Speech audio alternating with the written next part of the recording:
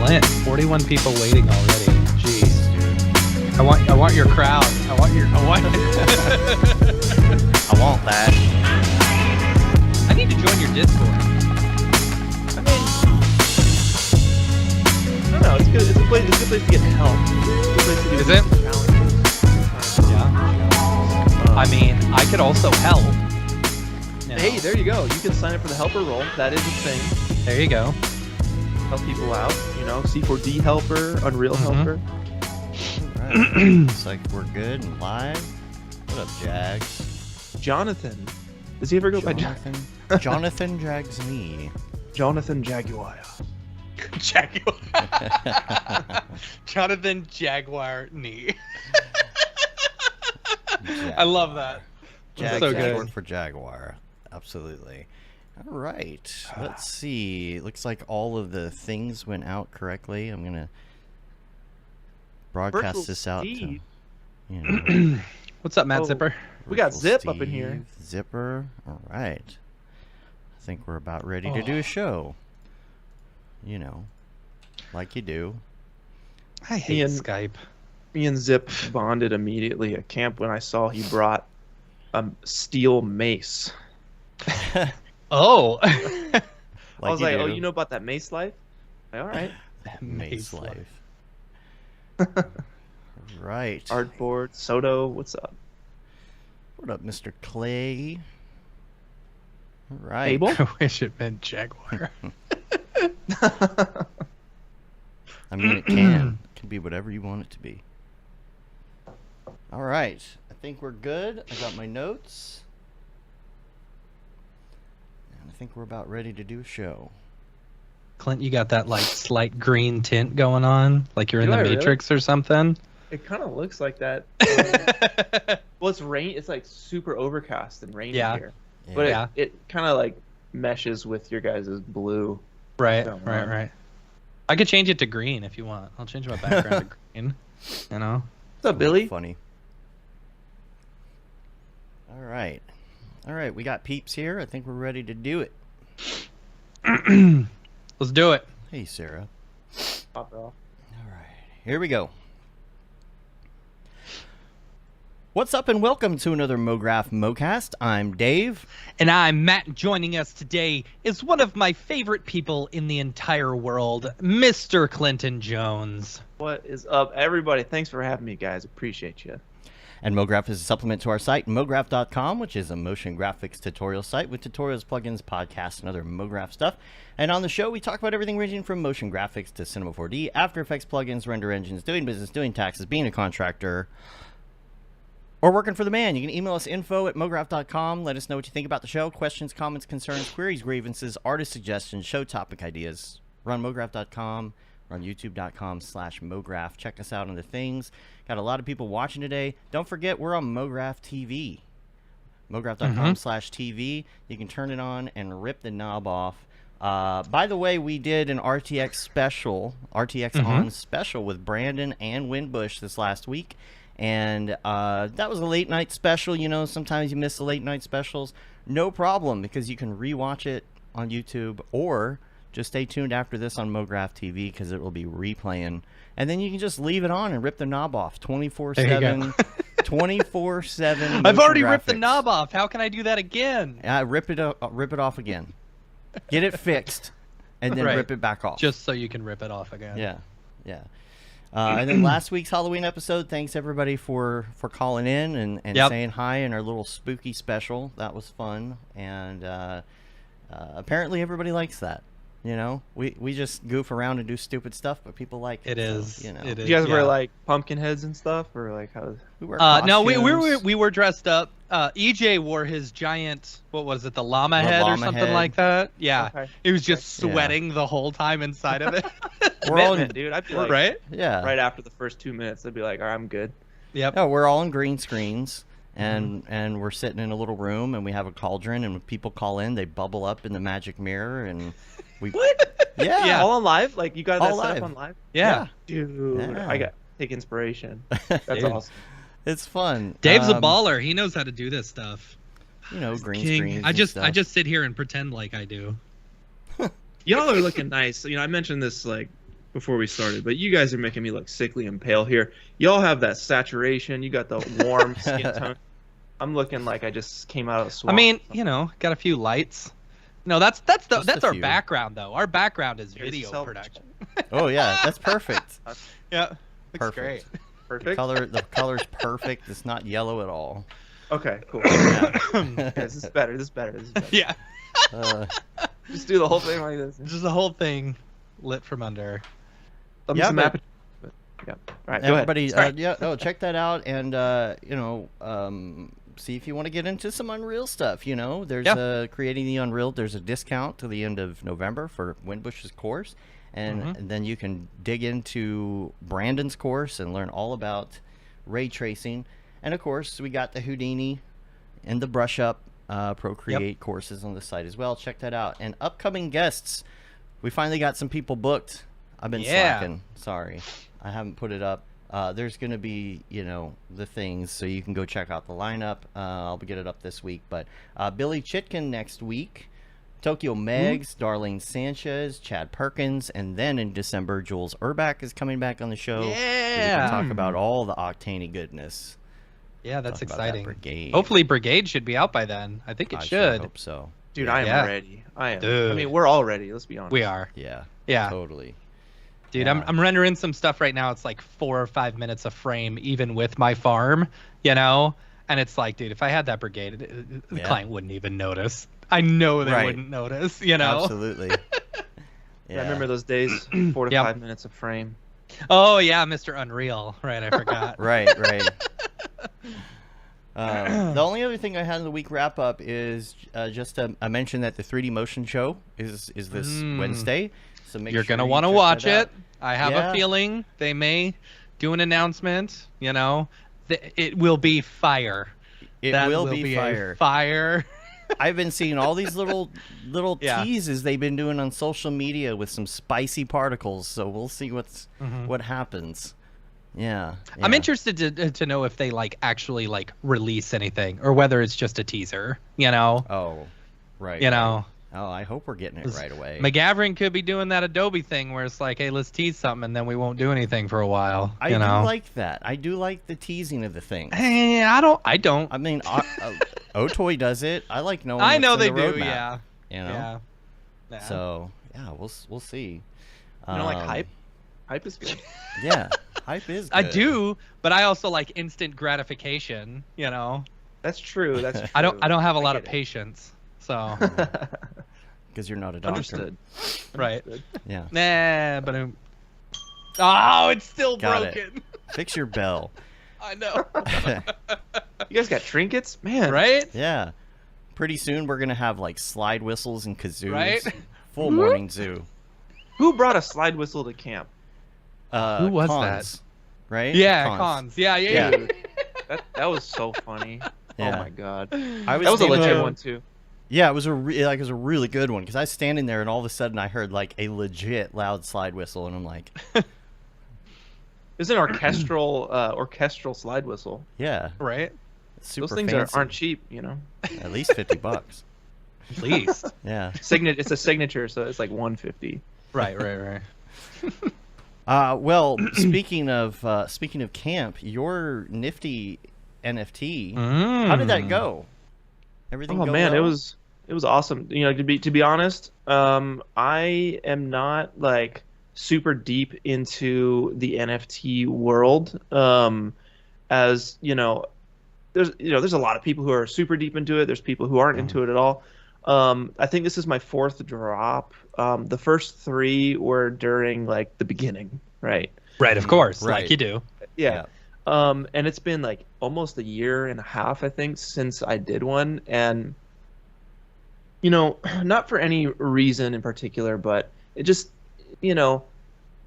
I take them really seriously. And if I'm going to do one, I want it to be big. I want a lot of work to go into it. I want it to be the best it can be.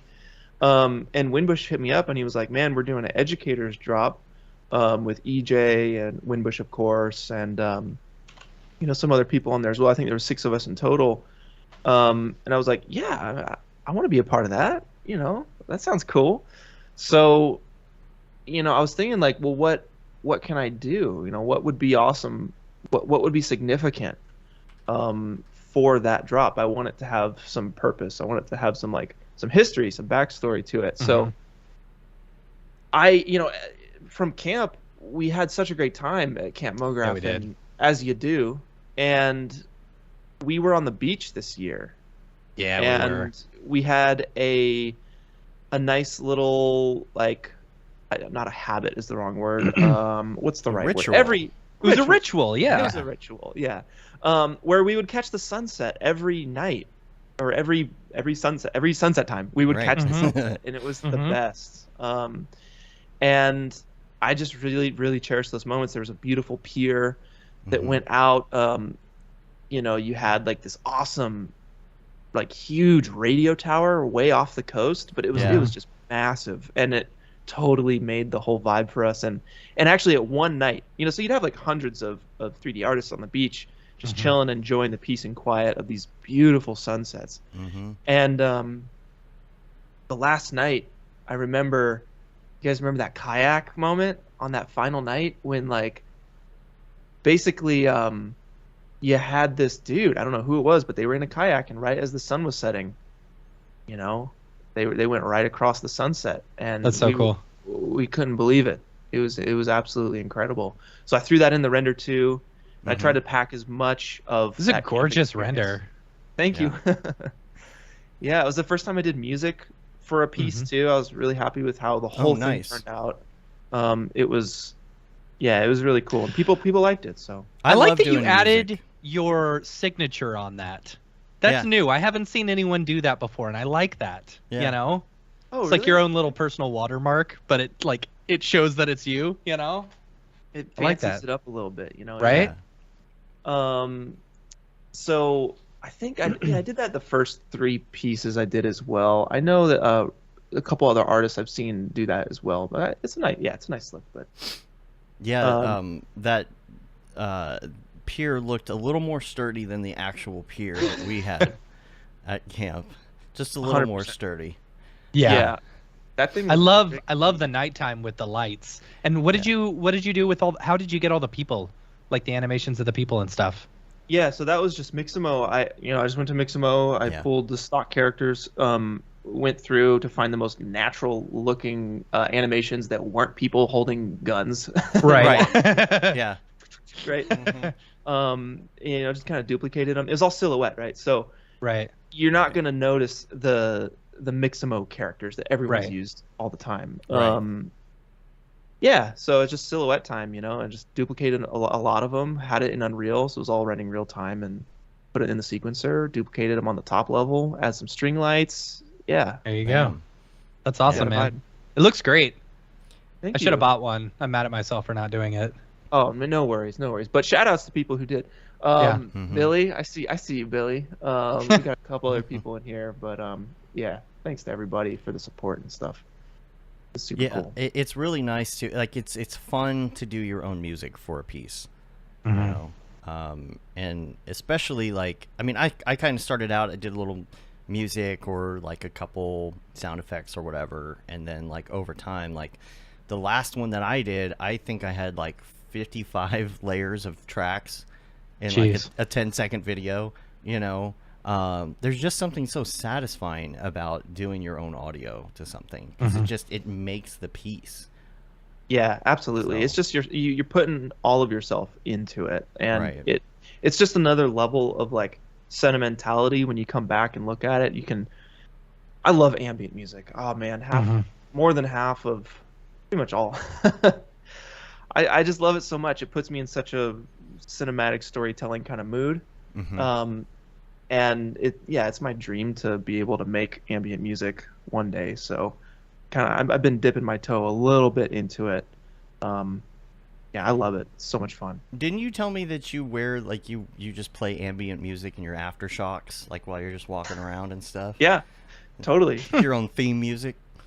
Yeah, it's just low drones, and sometimes it's creepy ambient music, but a lot of the times it's more peaceful stuff. It's great. I need that in my life. I need that in my life. Yeah. It's great. Get my kids screaming all the time, and I'll just have some ambient music going on. Yeah, that's so it's on what's great top about of these. Yeah. You just Oh, put you them gotta wear- behind your ears, and then I you wore just my always noise hear it. canceling ones, you know, for dinner one time while I was cooking because my kids were just loud. And I had a good time, I'll tell you, but I felt like I was being rude, not paying attention to my children. Yeah. The bone conducting ones, though, those would probably be pretty good. They're great. They changed my life. That sounds cheesy. That and the one with life changers. Yeah. No joke. Now the bows that y'all are wearing, I wear those when I go to the grocery store because I can just tune out the world. I love that. I love that kind of tune out the world, you know. Listen to a podcast and just be in my own universe and, you know, grab Campbell's soup cans. The real great in Vegas with all the dinging and the noise and stuff like that. Oh, they're perfect. Yeah. Oh, man. So we were talking a little bit before the show, some insider stuff about camp we can't talk about. But there are some things that we can talk about with camp. You know, some of y'all may have never gone to camp. Maybe you're joining us for the first time and you're like, what in the world is Camp Mograph? And long story short, I guess you would call it an unconference, although I don't necessarily like that word. But the anti-conference conference. Yeah. It's like a meetup, but with classes and chats. Yeah. Right? Yeah, it's... And the classes you get your have no computers. You get your typical... It's like, okay, so imagine you went to NAB, right? Where they've got like workshops and stuff that you can take. And then you can also go and see like main speakers and stuff like that, right? We've got that, but it's out in the middle of nature and it's with 150 of your best friends, you know, and you're sleeping in the same bunk with other people and you're out in nature. Not in the same bunk. Not in the same bed. Maybe in the same cabin. In the same cabin, yeah. I mean, unless... You know. And no cell reception, yes. Yeah. You know, barely any internet. Barely any internet. Yeah. And we just talking shop and having fun. Yeah. It really is like the best time of the year. Oh, yeah. It's so good. If I had to pick one meetup / convention / show to go to, this would be it 10 times out of 10. Easily. Yeah. Yep. It's just, we all need it. And you always come back from it. Like I, get caught up in actually working on things at the camp or whatever, but I still enjoy it.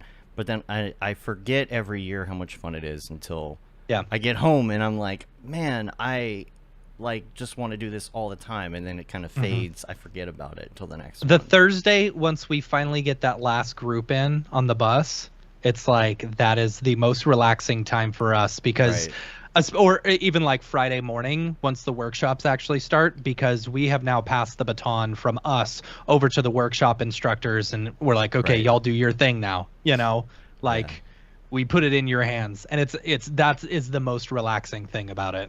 Yeah. You guys work so hard on it because we were just chatting here before we went live and you were talking about how you all are working on it. Like you guys work on it pretty much all year, to the point where like all these 3D artists and industry professionals and even hobbyists can get together and chill away from their computers. And like you guys for 4 or 5 days. Yeah, it's truly a great service to the community. Appreciate that. Yeah. And I was talking to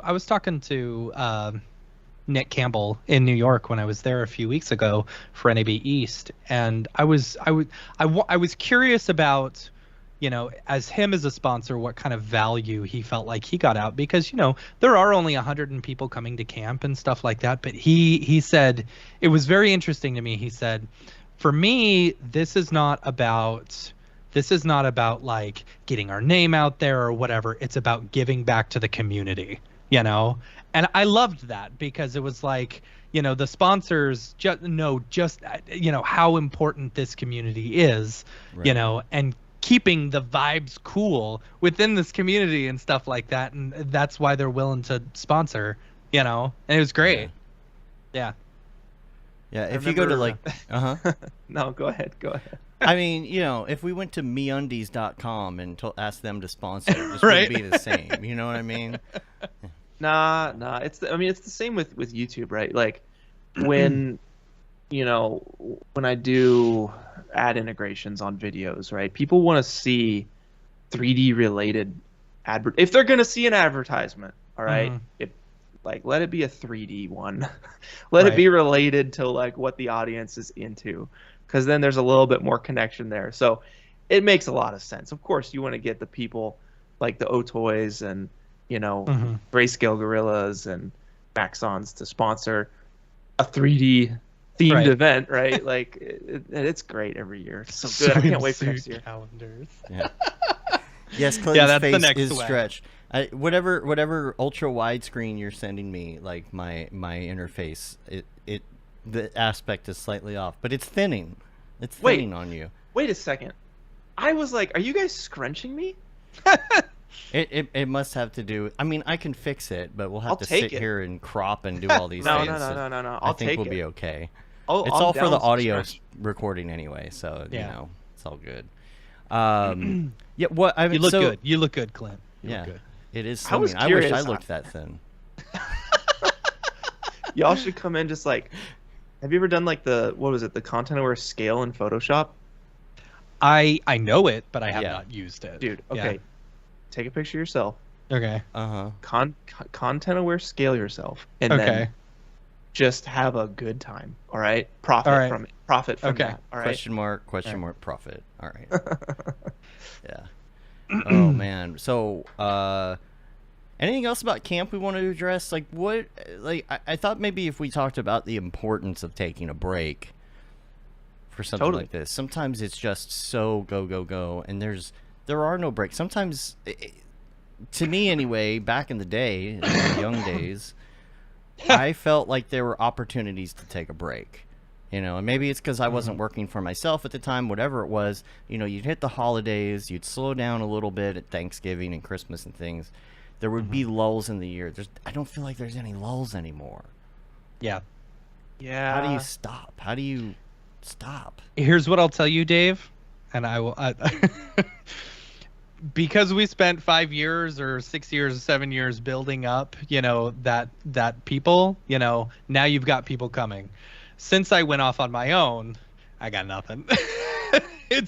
It's because you've spent the years really building up that clientele and stuff like that. And because of that, I think you're a whole lot busier. You've got clients who are coming back to you every single year and stuff, versus like having to build a whole new brand and stuff like that. It's not as busy, and it's a little bit harder, But with everything though, you get older, you get married, you have kids, all the things, the job gets crazy. And we have side things, right? We're working, we're doing Mograph, we're doing other things. Yep. And same thing with you, Clint. Like, you are doing a ton of different stuff, and you've got live streams and contests and all of the things. How do you take a moment? How do you take a break? Oh, man, that's really hard. I feel like, so since running my YouTube channel, coming back, I started it in 2006. Yeah. But since coming back to it for about 2.5 years now, and really, like, I think this is like, I've never been this committed to the channel ever. It's really tough. It is really, really tough. It can be infinite and forever, and it's just like, man, am I gonna have to grind like this hard forever? When am I gonna have a break? And it's so tough because and any downtime is time that could be spent making the channel better, updating my profile banner, making There's the always Discord something more organized. Yeah, there's like a million things, and like I'm scatterbrained, ADHD, right? It's going on in there somewhere. Sure. So I have a million things I want to do. I also have a million hobbies. Like just right here on my desk, there's like 4 things that aren't running a YouTube channel that I could be like playing music over here, or journaling over here, or there's a million things to do. So it's tough to stay focused. It's tough to take breaks. It really is just for me personally, I will constantly be searching for balance and trying to find that. So I I love like daily planners and stuff. Mm-hmm. Personally, I have this one called Monk Manual. This is not sponsored. But it really is great. It's like it's broken up into 3 months. It's got your month, it's got your week, it's got your day, and basically I use that as a guide for me to be like, all right, look, here's what I'm trying to do during the month. Here's what I got to do during the week to achieve what I'm trying to do during the month, and then here's what I'm trying to do during the day to like get to my weekly kind of goals. But also a million things pop up, like a million things. It's hard to say no. Mm-hmm. So I'm like adding all those things to the day, right? And then they stack over to the next day because I can't do them all. And then, yeah, it can get very overwhelming and very stressful. So at what point, to go back to your question, like what point does the break come in when there's a million things to do? And I think for me, when I was at Corridor, one thing, and I felt the same way, Dave, like, you know, you say when you were younger or when you weren't self-employed, you had the time to take the breaks and stuff. And I think when I was working at Rocket Jump, when I was working at Corridor for 3 years each, right? So the 6-year chunk, they really were like, you know, it was like a normal job in the sense that you show up at this time, you leave at this time. We have Christmas break, we have Thanksgiving break. You got all the breaks, right? So, you know, I'm trying to plan international trips during that time. I'm trying to be busy, but like it's in my mind, it's still break. But now on my own, it feels like a lot more difficult. But going back to that Corridor setup, I know Sam and Nico, they were very adamant on having you guys come in at 10:30, leave at 6:30. And so I brought that back over here to myself at the house, right? So it's like I cut things off at 6. That's my default. I'll cut things off at 6. Yeah. And sometimes it goes over. Yo, it was someone at camp last year. I forgot his name. He said there's time when you're definitely available, there's time when you're sometimes available, and there's time when you're never available. Right. It was one of the like keynote speakers at camp last year. And like, oh, that was so good. Must have been Austin Shaw then. Yeah. That was him. Yeah. That definitely wasn't people. For sure. He's like, I'm setting the 45-minute timer. Hilarious. But yeah, no, that really spoke to me. So I try to cut it off at 6. And then that's time to spend with my wife. That's time to spend cooking. That's time to go on a walk. Like I gotta take a walk to get my mind away from the like one track path of just I'm obsessed with like this beat I'm working on, or I'm obsessed with like this edit I'm trying to do, or this render I'm trying to make. Like I have to go on the walk to detach and like untether myself from that. And that's kind of like the only way I can step away is to take that like 30-minute walk. And then from there I'm kind of free to take a break, you know, and really not think about it. See, doing things, having something to do helps. I go running, 3 days a week and exercise in between those days. Julie and I go for a run on those days as well with each other. Like I'll go run and then I'll meet up with her and then we'll run. And I'll do her run with her. Then, and lately I've been cooking, feels like almost every single night out in the backyard on the Blackstone. And having those things to do makes me get away. The problem for me is when there's nothing to do, because I would much rather go create something than to sit on TikTok for 3 hours. You know what I mean? Oh, like, God, yeah. When there's nothing, to do, like I can't sit still. So this past week or whatever, I went to the library and I got Hank Green's second book, the Beautifully Foolish Endeavor. As I had listened to the first one, but they didn't have it on audiobook and I didn't want to buy it. Is that the guy that's on TikTok? Yeah, it's the guy on TikTok, okay. Right?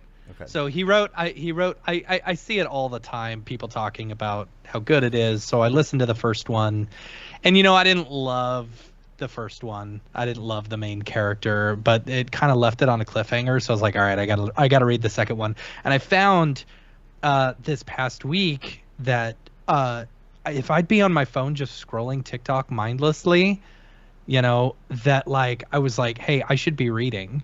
and I would jump over to my book and I would enjoy it so much more. I would actually I would get tired of TikTok, just the mindless scrolling over and over again, and I'd be like, I need to do something more constructive, you know. And I really, really enjoyed reading. You know, I enjoyed it a lot. It's so good. I haven't read a book in years. You know, like actually read a book. Oh, so you're reading this book. You're not listening to this not book. Listening. No, I was actually straight up reading. Okay. Yes, you know? man. That's what's up. I love reading so much. It like I remember way back like when I was in elementary school. I remember reading in elementary school and like taking these little tests on these old Mac computers to like reading comprehension. And I was like, yeah, these stories were awesome. I remember reading these stories and having these stories with me. And then of course you read in high school, right? Like the ones you got to read. Yeah. But like I didn't really read for a long like 12 years or something, like a long time. And then someone actually showed me Haruki Murakami, and he's, you know, from his name, he's Japanese author, very renowned. Yeah. And like he's the one. He is the one, and it got me back into reading. So good. It's the best. It's like it's my way to wind down after, like right before bed. I'll read, and it kind of makes me sleepy and stuff. Yeah. It was, and you know, you feel, even though you're just sitting there, I felt productive. You know, I felt like I was actually accomplishing something.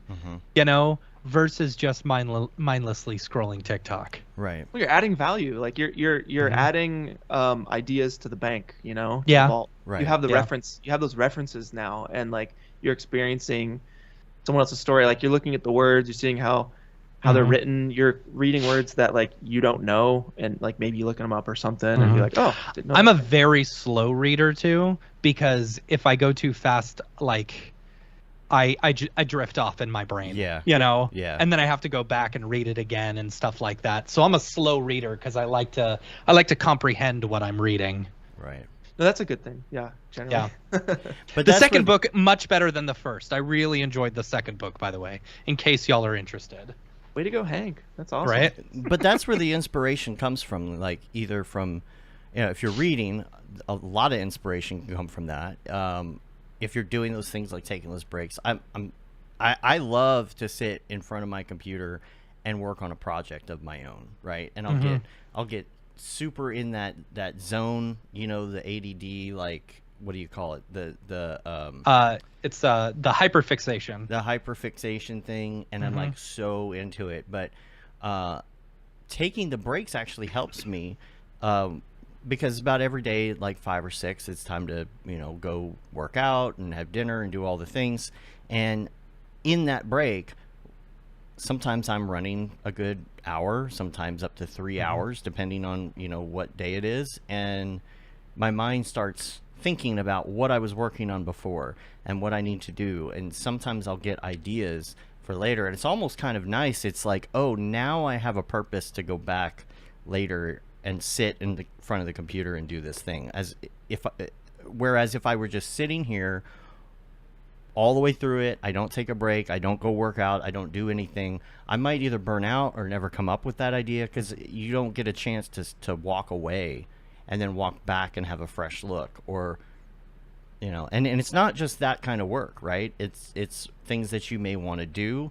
I like to reflect when I'm running personally on a number of things. Number one, what do I have to finish today? Is there anything I have to finish today? What would I like to do later today? But then think about the week, then think about the month, then think about the year. And that's kind of how I organize my to-do list. Is it like super urgent? Does it have to happen this week, in a fortnight, in a month, in a quarter, in a year? And organize that stuff. And so I'll just kind of start thinking about that stuff in my head, because you can have a to-do list of like 50 things you want to do, but like you said, you know, like there's going to be overflow just from today, you know, and that's going to go on tomorrow, and then a client's going to call, and then they're going to want something, and you just got to push all that other stuff off for a bit, you know. And then there's those things that you could be doing, but you don't necessarily have to at that exact moment. So what happens when I go running is I start to think about the priority, you know, and I start to rethink what really has to be done this week. You know, so for me, I'll start thinking, okay, well, the first thing is that I need to make a living. So sometimes I'll really want to work on this fun project on the side, but also I've got like 2 ongoing client projects that I should probably hit up first, even though maybe I have like time to get it done. But maybe it's a good idea to do the money stuff first. But anyway, it might not be exercise for you. Again, it might be reading or relaxing or meditating or whatever it is. That really helps me. But you know, it's hard for somebody who really enjoys what they're doing to take the break too, right? Like if you really enjoy something, it's like you don't want to stop. It's your hobby. So yeah, that's my problem. I get so, like, what do you say, the hyper focus thing? That's what I have for sure. Like it's my brain, I'm scatterbrained, but I do have this insane hyper focus thing where I will, like, if it were up to me, I would be like, you know, I was telling you guys earlier, right? I just got this thing, this Orba beat maker thing, right? And I can't stop. If it was up to me, I'd be up till 5 in the morning making beats and stuff. Right. I just can't. And but you're right though, Dave. Nico, like right as I was leaving Corridor, it's actually in the video where, you know, they did a whole video on me leaving and everything, and each one of them had like a piece of advice to give me, and it was like all the best advice, and I still take it to this day, from Sam, Nico, and Ren. And Nico said, take breaks. You're inspired by life, not inspired by working. And I was like, oh man, totally. Like, totally. Yeah.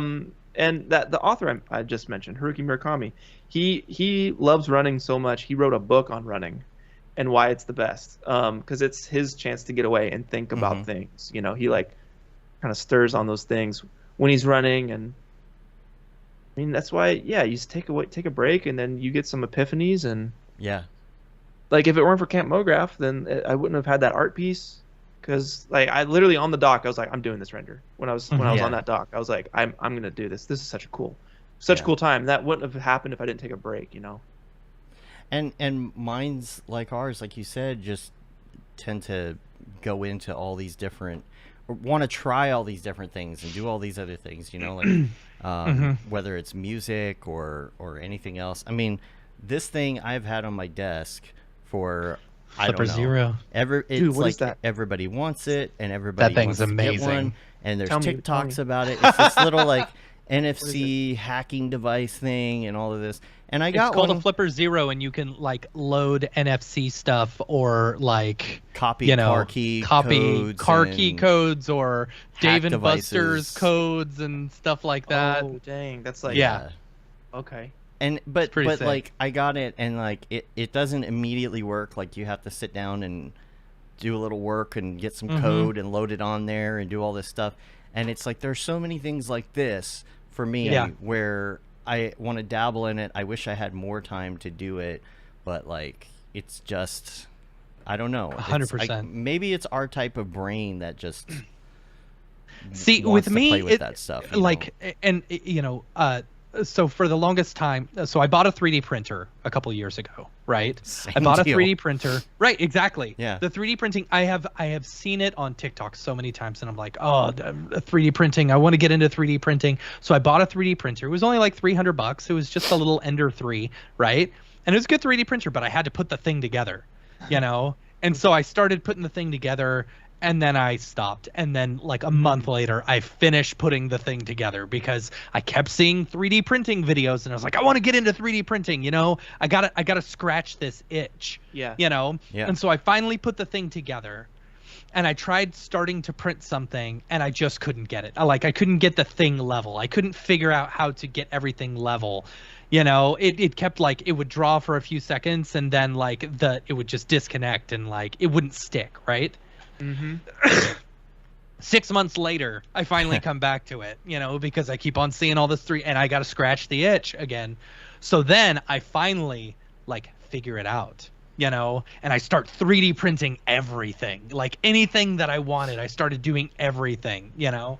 I got my little, hold on, got my little Geodude, you know, with the articulating arms, dude, you know, awesome. so cool. Oh man, you gotta paint that guy. That's I awesome. know.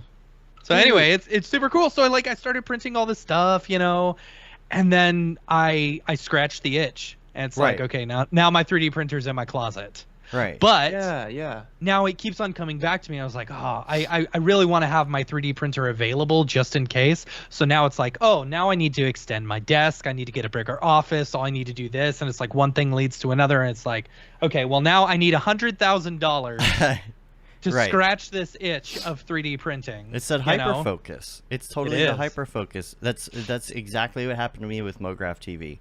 I said, I want to figure out how to make a 24/7 station, build a server, get all the software working, get these libraries, databases, 24/7 animation, and then I built it. And I'm like, okay, it's running now. Like, and now I've lost it. I mean, it's running. I do stuff with it, but it's like I lost. It's like, okay, I just proved to myself that I could do it.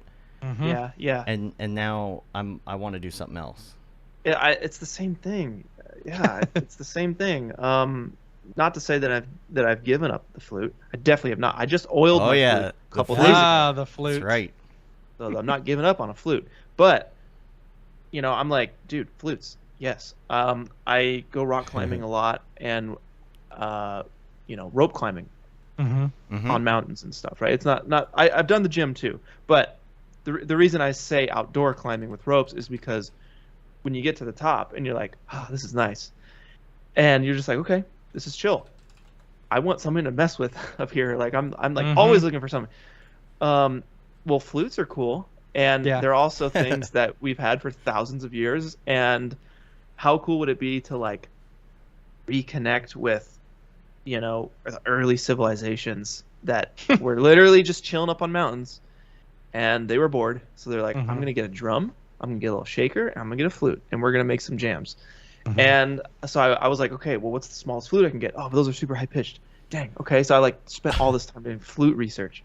Flute research, 100%. All the research. You learn everything you possibly can about the subject, right? Oh, that's another hyper focus thing. Absolutely. Right? Yeah. It's like I just want something to research. I want something to like to dig into. So you got like the Native American flute, you got the shakuhachi, you got the shinobue, you got the ney, right? So all these different flutes from around the world. And yeah, it's like I get just super involved. So I got 2 flutes now.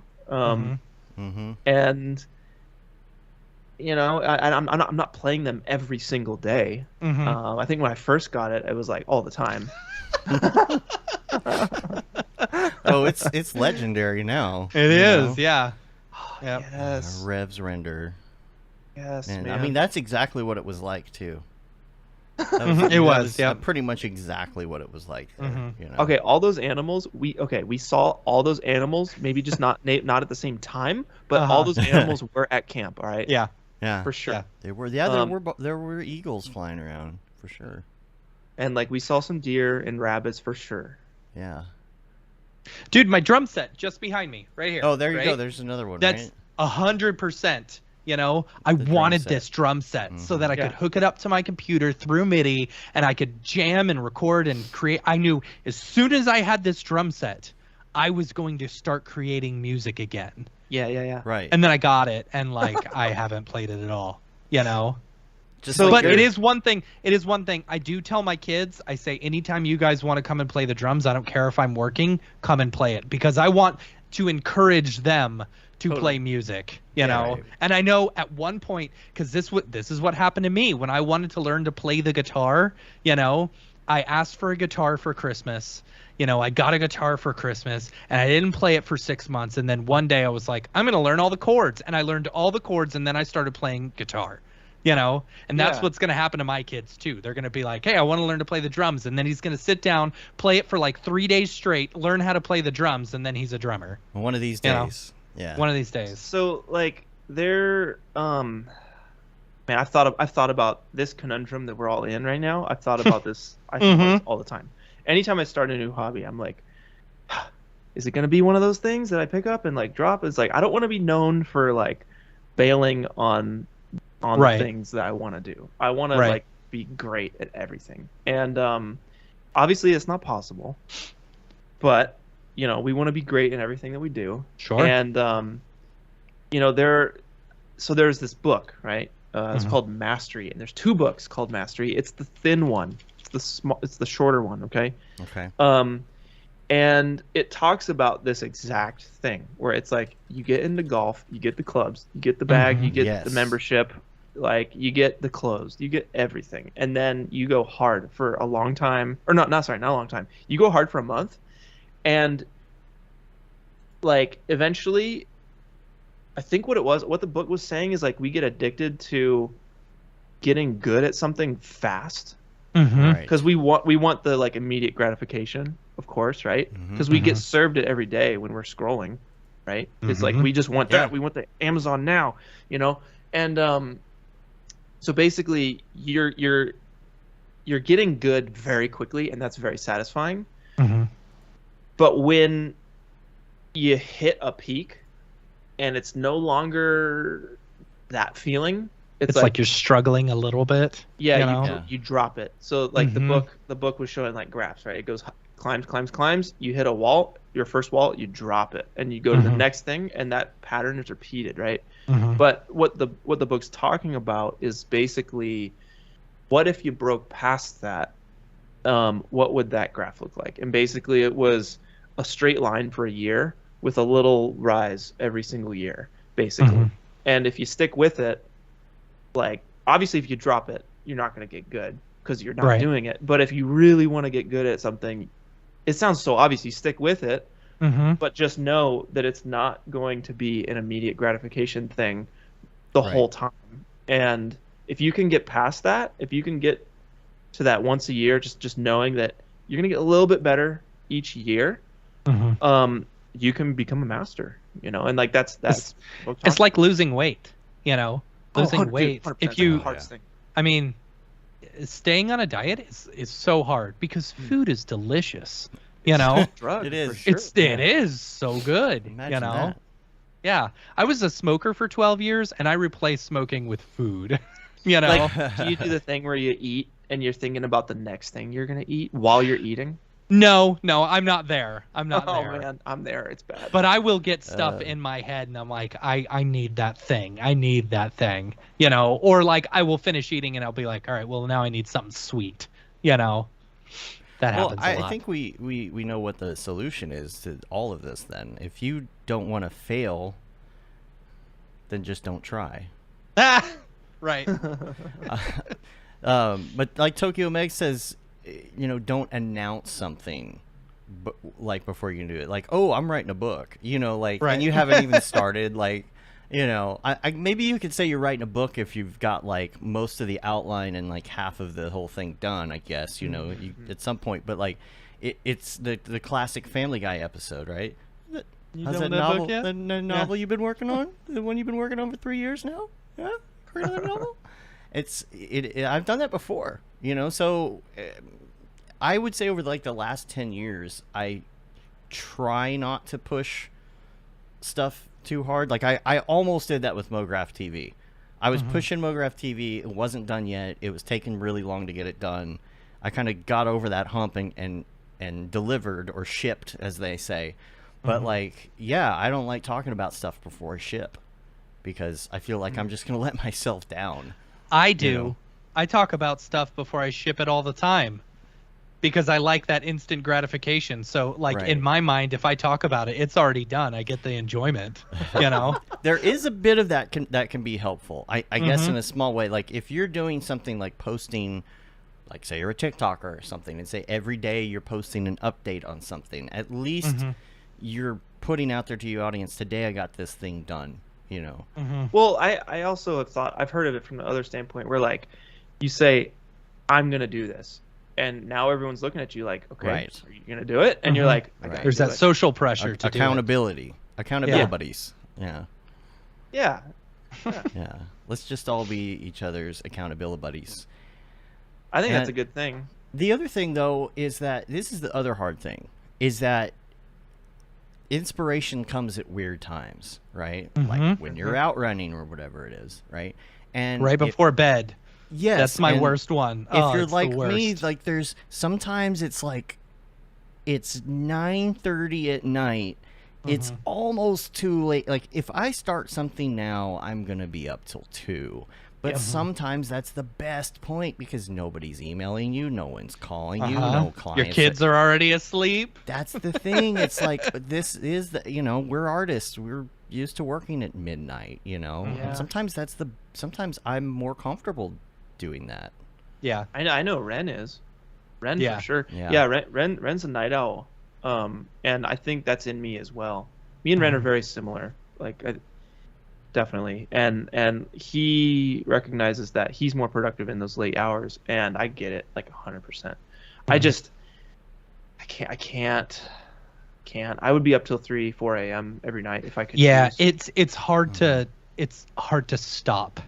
Yeah. If you know, oh, it's just sleep getting in the way, or whatever. Oh man, Right. yeah. See, me because I've got 2 kids and they have to be at school in between 7:15 and 8.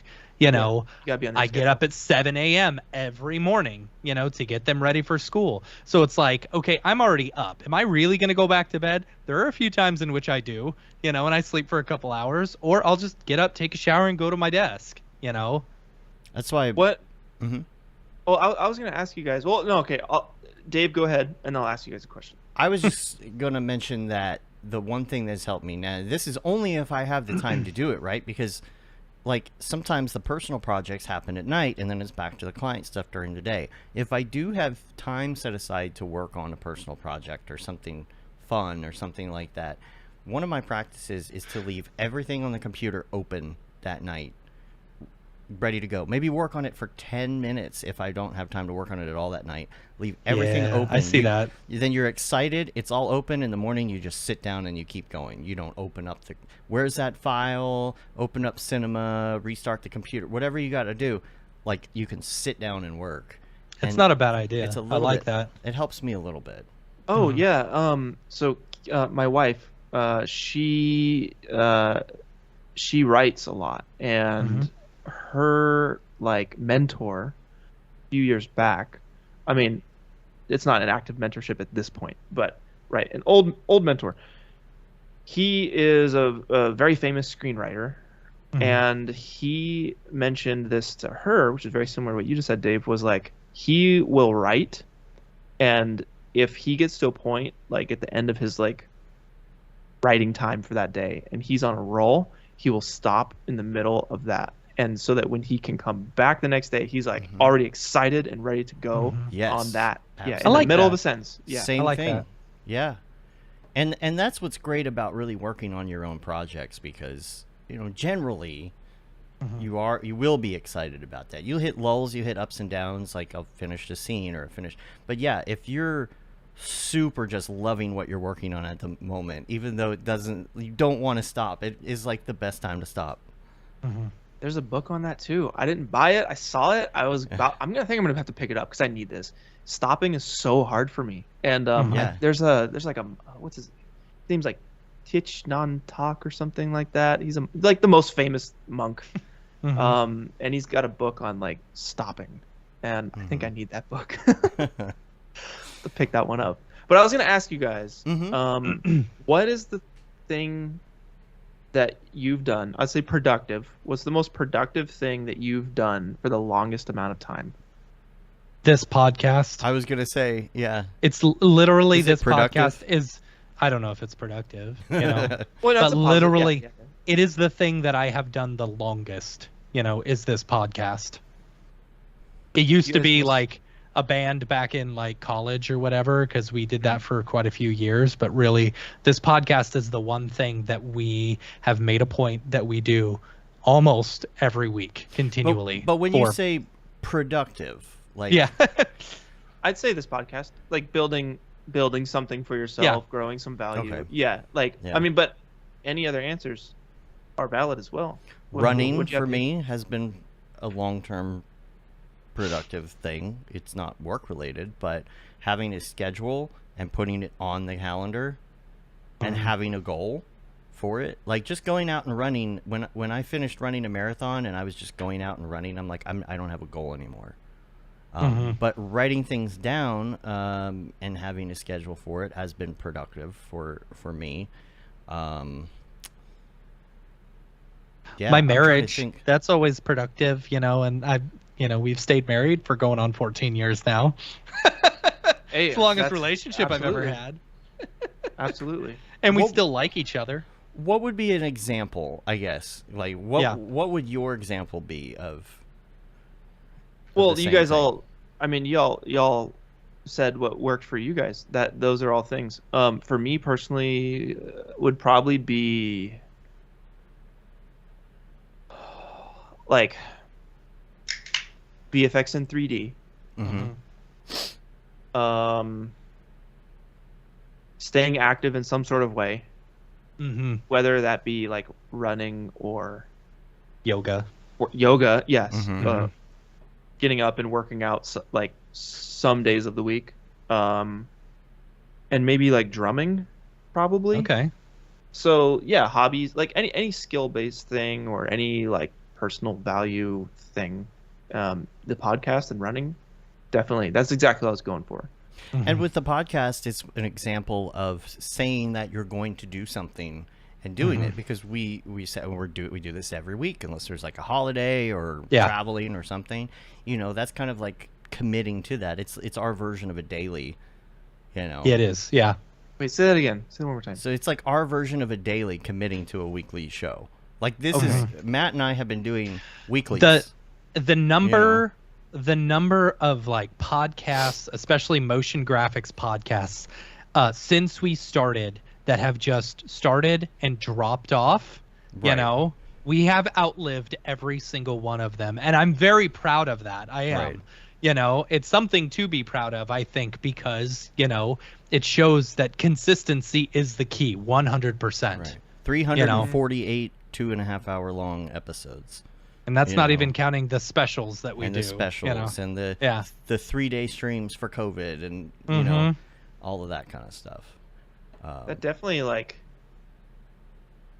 make you feel some sort of way, very proud of yourselves, I'm sure.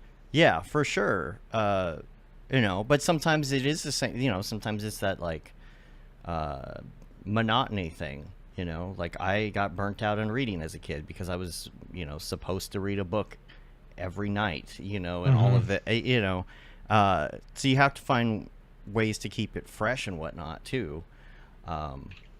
But yeah, I feel like it's generally been productive, and it helps in other aspects of our life and our career and things too. Like we make a lot of connections and, we get work from our friends who we've met in the industry and all of that. I used to do a show when podcasting first started. I did a show and it was fairly popular. It was top 10 on Podcast Alley. The charts were pretty bad. I mean, there weren't a lot of podcasts back then.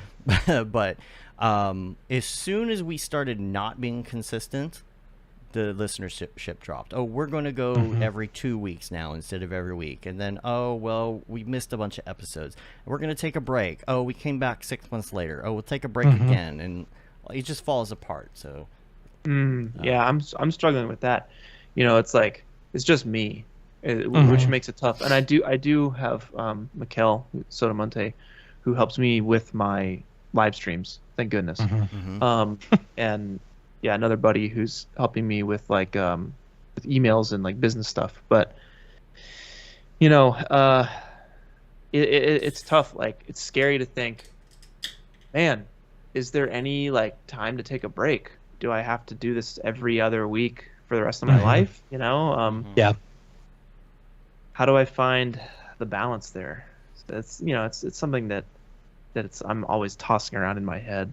I don't want to let anyone down, but I also want to like do what is there's so many things I want to do. We've talked about it. Like we all want to do a million things. I just need to make my $14 million. That's it. I just need $14 million. That's all? That's it.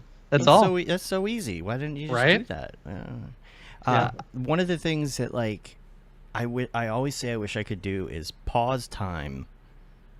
I'm sure everybody wants to do that, but imagine you could pause time and take everything every hobby you want to learn, everything you have on your to-do list, every every door that you have to WD-40. You know what I'm saying? And just get it done and have like this Jubilee refresh. I don't have anything on my to-do list. So I would like to mention, if somebody could remember, whenever I'm gone, please go into my, besides after you delete my internet history, go to my Todoist and go to my Notion, and please just mark everything is complete and archived.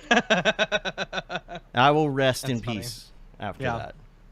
To-do lists. Gosh. You know, I'll tell you, I've been doing this lately. You know, I get on these rants where I want my house clean, like, because I've got 2 kids and they just disaster my house all the time, right? And so like I get to a point where it's like I will frantically clean and get the house spotless, right? And I'll do that for weeks, you know, and I'll keep it clean for weeks. And my favorite thing in the world is a Saturday when I have nothing, no obligations, and my house is clean. Yeah. It is pure joy right there, right? I know like exactly this weekend we had the house clean, and then we went into the backyard. Our backyard was a disaster. You know, the kids had been throwing pool toys all over the place. So we cleaned up the backyard, and I sat in my hammock for like half an hour, you know, while the kids were playing in the backyard. And I was like, I'm content. I am very happy right now, you know, because I have nothing going on and my house is clean. Man, having a clean, like, for one, I keep my office pretty clean most of the time. I have to, or you just can't work. Yeah. But there's, I didn't used to be this person, you know, and I'm sure a lot of it is Julie, because her and her mom are both very big on like keeping things clean and organized, like OCD, like the whole thing. And I got into it too. And I'm a weird person where like I'm organized but not always clean, but if things get dirty enough, it really bugs me. But there are little things that I started doing, like, for example, every day before I go work out and I'm changing into my workout clothes, I make the bed and I straighten up and I check the trash, all that stuff. I also will like take my clothes for after the workout, fold them nicely, put them on the sink, like clean everything up so that like when it's so weird. Like, it's so weird. It's these little things, quality of life things. I don't know what it is. If I get out of the shower and I have to go find clothes, it's such a different feel than like everything is folded and neat and ready to go, you know, and fresh and on the counter and ready. Like, something about a clean office and a clean life. It's almost like it's a metaphor for your head, you know. My depression level goes up significantly with the amount of messy my house is. Right. Like, when my house is messy and dirty and stuff, I start to get depressed and I start to feel kind of hopeless and stuff. And then I clean it, you know, and it's like, okay, I feel good again. I feel normal. So you guys know the Marie Kondo? I think that's Yeah. Does it bring you joy? So her, right? That's another thing that changed my life. I have not lost a pair of socks in like 4 years because of that book.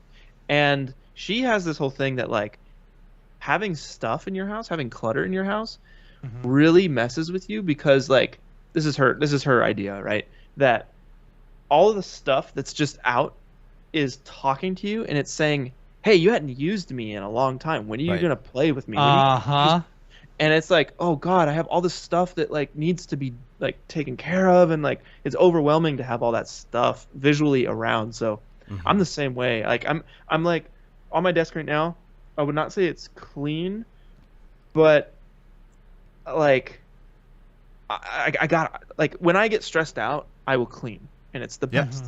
I wake up, I make tea, and I clean the dishes. And like I'm trying to do like the responsibility stuff in the morning before I hop onto like the art side, onto my computer, because once I get here, no chance that I'm gonna be, you know, folding laundry or like cleaning the sink or whatever. Like I gotta get that stuff done first. And once I like, here's the thing: is like we all dread it, but once you start doing it, it's totally fine, right? Yeah. Put on a podcast and your headphones, walk around, you know, and these little things help. Even my refrigerator, I have a small refrigerator up here, And for like the last month, I have not stocked it. Mm-hmm. Like I have all the cans and stuff, and I'll just put 2 in there so that they'll get cold. And up until then, I had been stocking it, and finally I got a chance and I stocked it. And so there's just something so weird about, hey, I've got 50 drinks in the fridge now, and they're all organized. Like then it's very nice being able to just walk over there and grab a soda. Little things versus little having things. to walk downstairs. Who wants to do that? Man. All the way out I to the know. garage? Oh, God. you use your legs like a sucker. Arcboard here in the chat had a good question. What your guys' go-to organizational tools are? Because I feel the same way. He says you feel like my to-do lists are pure chaos. Yeah, I have like 6 to-do lists across 6 journals and like a like a Trello board or something. So what do you guys do? I think y'all are so funny, like that y'all use. Like, here's the thing, like I, for the life of me, have never used any organization tools. You know, yes, you have. You use Notion all the time. I use Notion for camp. I used Notion for camp, and I used it for like when we had really big projects. Yes, 100% I need that if there's a big project. But for like my day to day, it's literally just in my head. Oh, you know, not be able to do that. And if it gets, if it gets too overloaded, all I do is I open up a sticky. And I've got a little thing that says things I need to do, waiting on approvals, and then stuff I can do in the meantime. And that's it. That's like, it's just simple, and it gets out of my brain. Well, that's the basic concept of the inbox. You know, if you're doing like the getting things done method, the GTD method, which is copyright David Code 2001. So, that's the Merlin Man joke. Things I've learned a lot of stuff from Merlin Man over the years, and he's kind of done the same thing I have, which is I do use the GTD method, but I have scaled it way down. I'm taking basic concepts, GTD, getting things done. Method, and a lot of it goes back to like OmniFocus. You know, OmniFocus, the tool for organization. It's way overkill, and this is what I'm learning is you've got to scale it down. The number one thing is the concept of an inbox, and I still use that no matter what software program I'm using to do organization, whatever it is. Matt, that's exactly what you're doing. It's the inbox thing. The things hit your brain. I used to use this more in depth, and now I only use it for just the inbox, but I use Todoist for the inbox because Todoist is available on my computer, on my phone, and everything at like a quick, like, moment's notice, right? I'm driving in the car. I didn't send that thing to the client. Put it in the inbox. I have to pick up chicken at the grocery store. Put it in the inbox. Because your mind, whether or not you know it, is going in a loop in the back of your subconscious saying, oh my God, there's these 15 things I have to do. And then you're stressed and you don't know why. If you put it in the inbox, you can rest assured that your outboard brain has those things in it. Then you revisit it and you put it in a list later on because it's just out of the brain. So I personally use Notion, but again, it's up to you. Notion is nice because of how customizable it is. Notion is extremely nice when working in like a big project. We use it for camp. You know, we'll use Eventbrite for just the ticketing, and then we'll throw all that information into Notion. Right. And it is a beautiful product for doing big projects with people. It's a database that updates it's just the as you sticky use notes work for me. It's like once my brain gets too overloaded with, I've got to do this, that's when it moves over to the sticky notes. Right. Because when I need to be a bit more organized about what I'm doing, it just moves over to a sticky note. I'm like, all right, get this done, this done, you know? Yeah, I'll even put them in numbered order, you know? Yeah. The numbered order, that's important too. Right? Yeah, like getting the most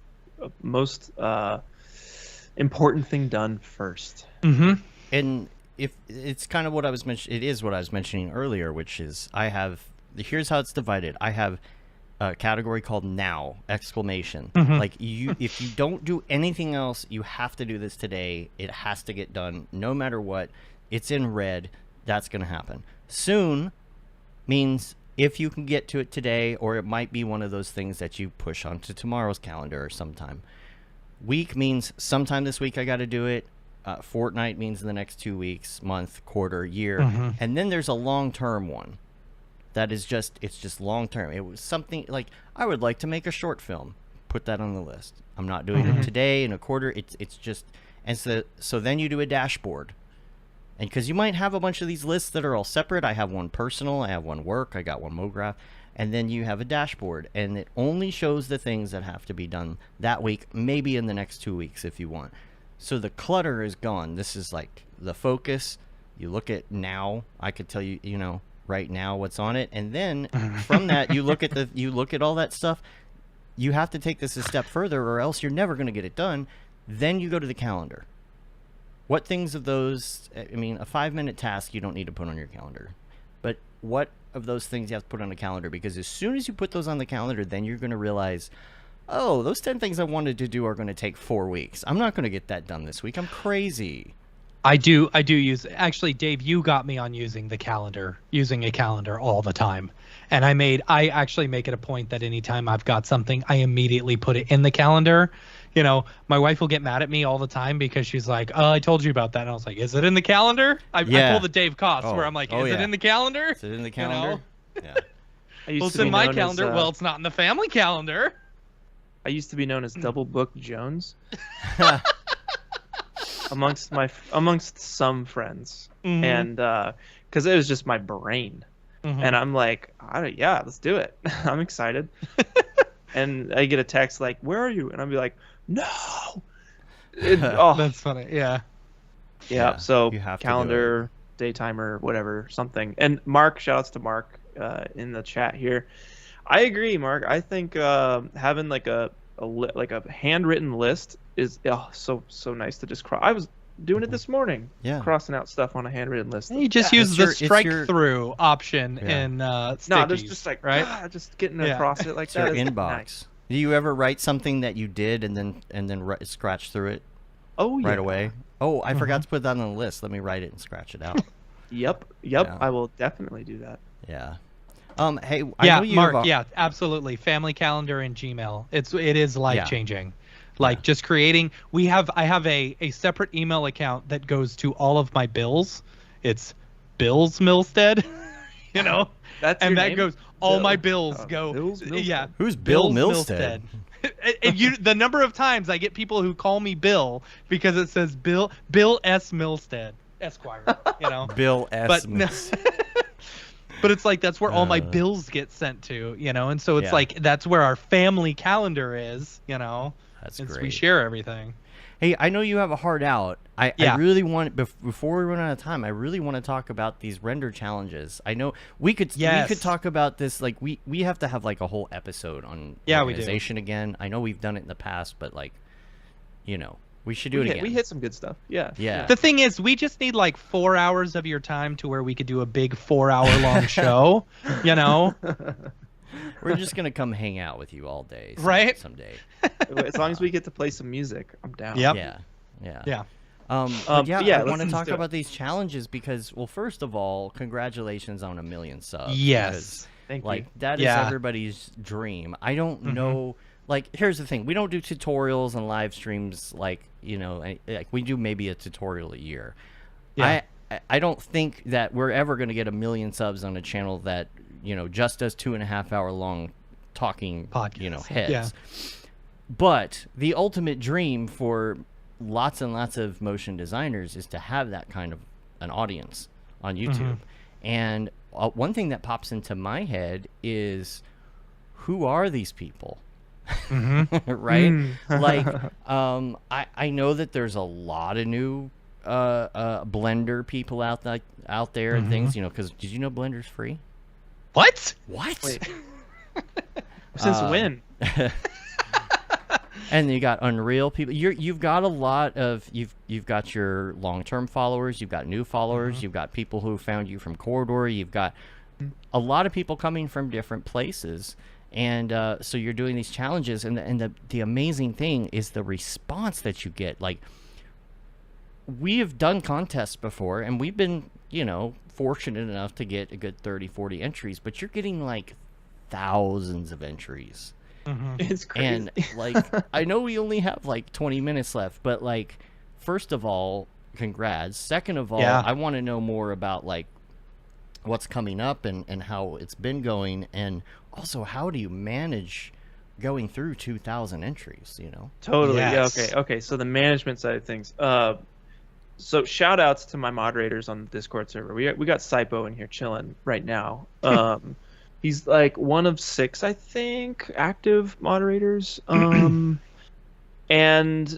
you know, it's, you know, they're all here to really make the Discord side of things a nice and pleasant experience for everybody. We got a lot of cool stuff going on the Discord. I know this is kind of like a little sidestep from your question, but yeah, we got like weekly challenges on the Discord and stuff, and we got this whole like art badge system. So like you literally level up when you participate in the weekly challenges. If you win, if you get honorable mention or participation. So like the moderators are like making that stuff happen. They're awesome. But when it comes to the community challenges, which happen twice a year, oh my God, it is so much work. So yeah, I'm sure. Yeah, I'm sure you guys can imagine. You put on Camp Mograph, so like it's a lot, right? But basically it's like 4 months, 4.5 months of like, oh, we got Ronan in here too. What's up, Ronan? He's another moderator.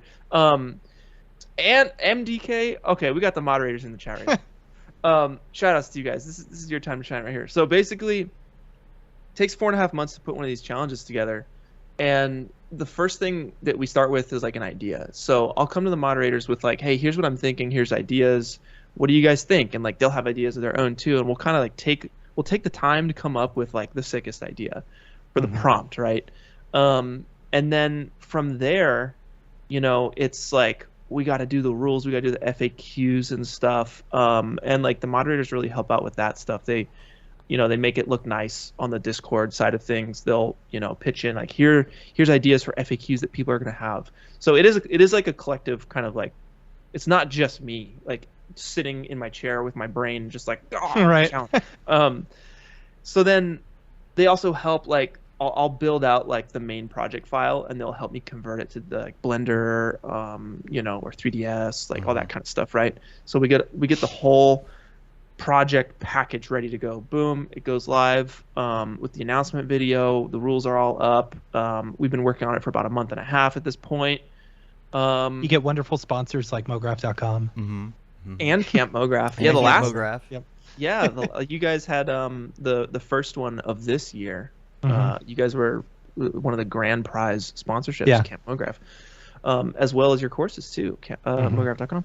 Amazing. Yeah. And like, you know, so that's another thing too, is I have to like reach out. I have to reach out to all these companies that I love. Like I want it to be as the most value for the people. So I think you asked how do we get all these thousands of people? I think it's partly like I've had my channel since 2006, right?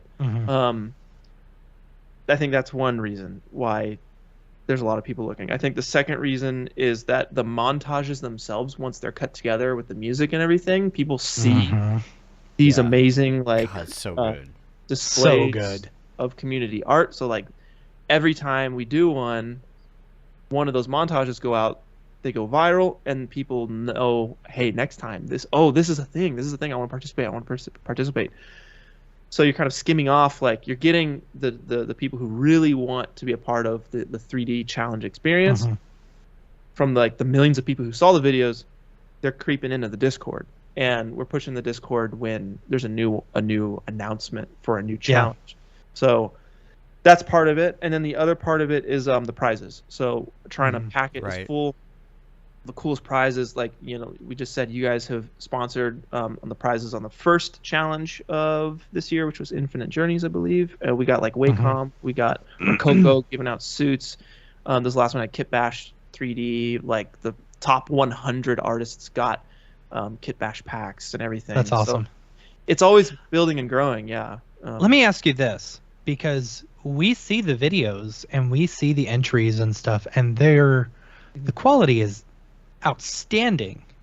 You've got to get some crappy ones though too, right? We don't have I mean, well, look here, let's be honest. Not everyone's gonna hit a grand slam, right? We have 3,500 submissions on the last one, and you talk about how we go through all those things. Literally, what I do, I go into DaVinci Resolve, right?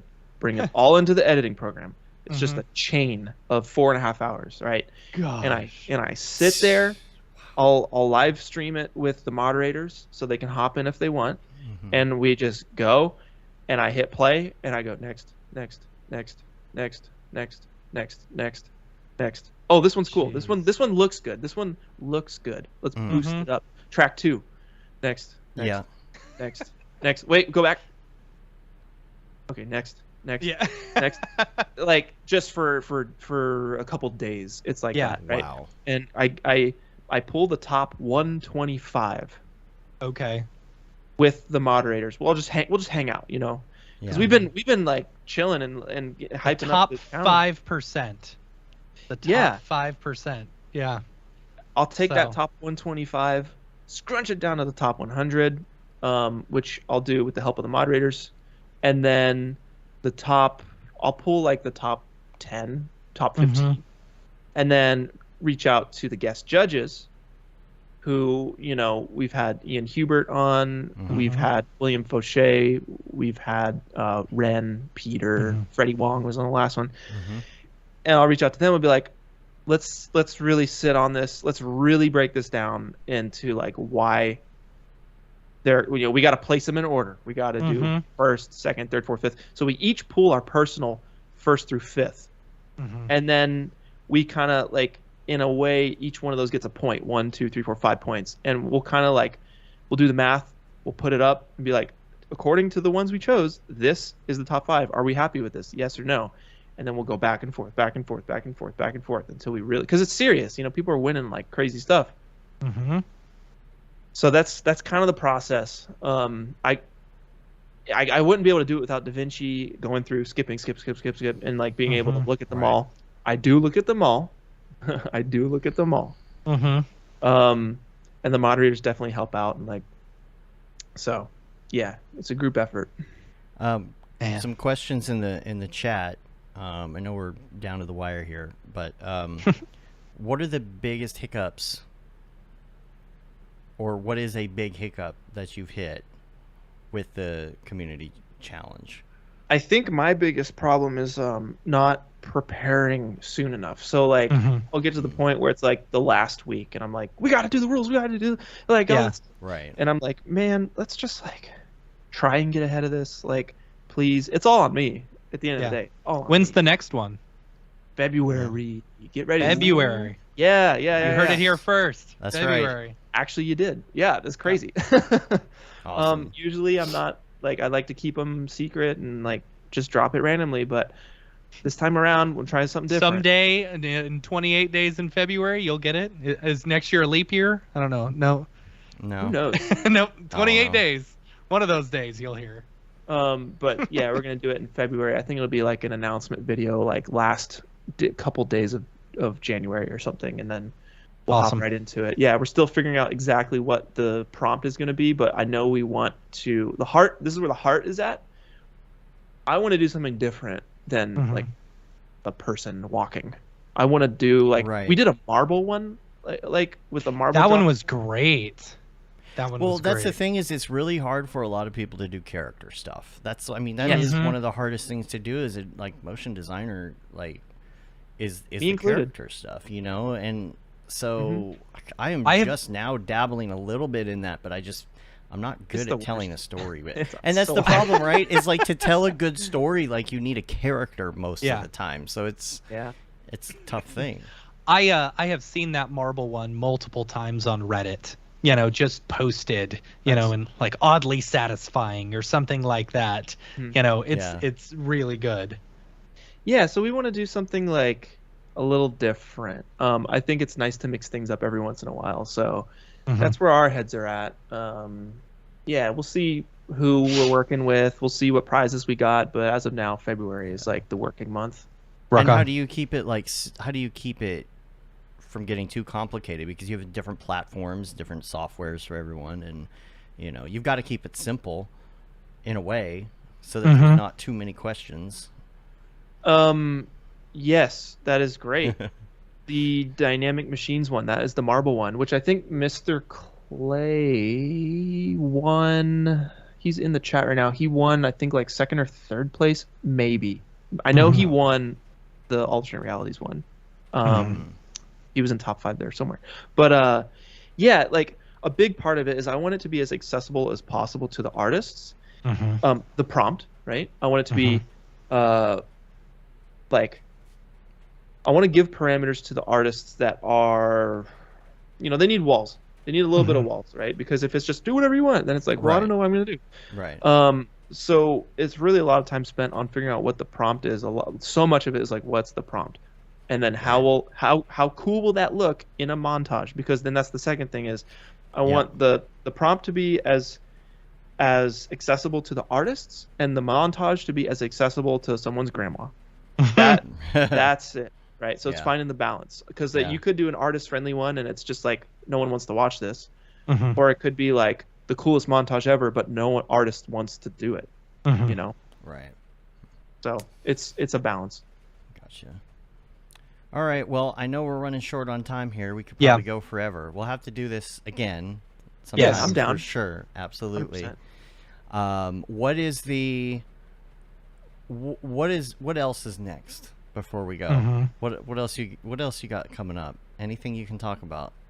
Yeah. I'm gonna be doing a breakdown. I'm literally working on it today for that last drop we did, the creators drop with Winbush. I'm doing a whole breakdown on how I made that piece of art, inspired by Camp Mograph. We're gonna be doing it in Unreal Engine. Nice. Speed environments, like quick, get it done quick, have it look photoreal. So I'm working on that. Cool. It comes out later this month, in I believe the Saturday of Thanksgiving is when that's coming out. Okay. So yeah. Awesome. Long weekend. Else? Plenty of time to mess with Unreal that weekend, you know? Oh yeah. Yeah. Eat some turkey, then spend your 3-day weekend in Unreal. Absolutely. Yeah. I think that's it. I mean, there's probably other stuff, but it's the one. Cool. Oh, and I'm streaming. Hold on. Huh? Almost done. Sorry, I have to block this out. I am streaming this Saturday. Okay. This Saturday. Okay. We're gonna be figuring something out. I have 2 ideas. It's back and forth between 2 ideas, but we're gonna be streaming this Saturday. So come by channel Punisher, youtube.com/Punisher. We'll be streaming. You may have heard of it. Yeah. EST.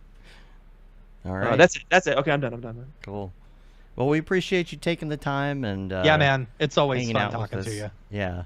You guys are the best. Thank you so much for having me on. To everyone who hung out in the chat, thank you guys so much. And I cannot wait for next camp.